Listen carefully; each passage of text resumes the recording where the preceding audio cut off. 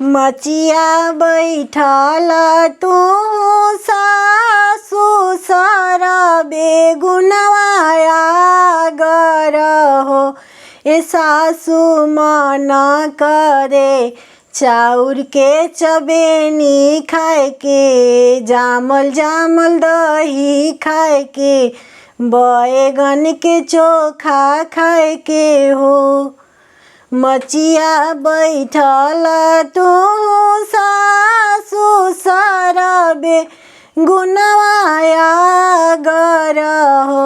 ए सासु मन करे चाउर के चबेनी खाए के, जामल जामल दही खाए के, बैगन के चोखा खाए के हो।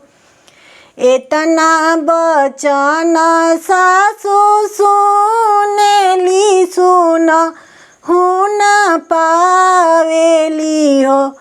एतना बचन सासु सुनेली सुन हुन पावेली हो।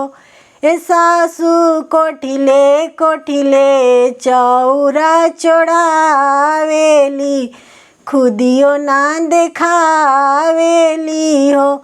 सासु कोठिले कोठिले चौरा चढ़ावेली, खुदियो ना देखावेली हो।